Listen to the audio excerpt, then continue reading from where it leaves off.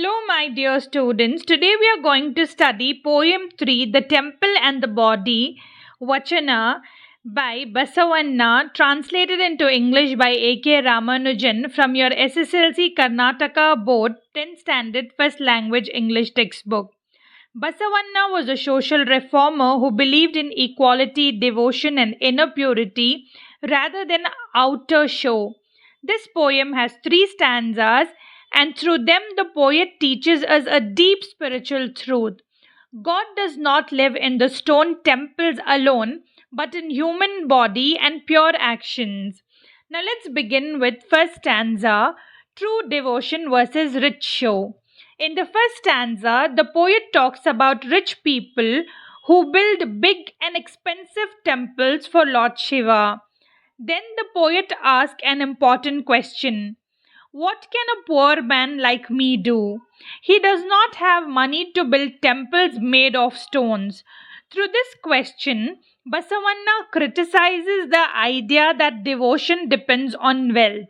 He suggests that God cannot be pleased by money alone. True devotion comes from the heart, not from grand buildings. A poor person's faith is as valuable as a rich person's offering. Students, let me give you an example for this.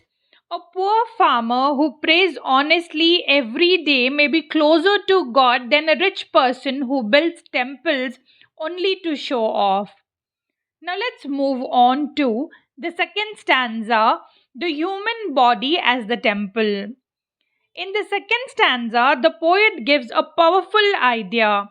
He says, legs are pillars, the body is the shrine, the head is the golden dome, cupola. Here, Basavanna clearly says that the human body itself is a temple. God lives inside us. If our thoughts, actions, and intentions are pure, then our body becomes a holy place. This stanza teaches us to respect our body and soul.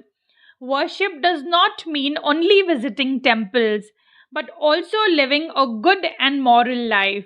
Students, let me give you an example for second stanza. Helping the poor, speaking truth, and doing good deeds are better forms of worship than only rituals. Now let's move on to the third stanza, movement is eternal. In this third stanza, Basavanna addresses Lord of the meeting rivers, which refers to God. He says that things that stand still will fall, but things that move will remain forever. Here, standing things mean stone temples and material objects which can be destroyed over time. Moving things means living being, thoughts, devotions, and good actions which will continue forever. The poet reminds us that life is dynamic. God exists in action, compassion, and continuous devotion, not in lifeless structures. Students, let me give you an example for third stanza.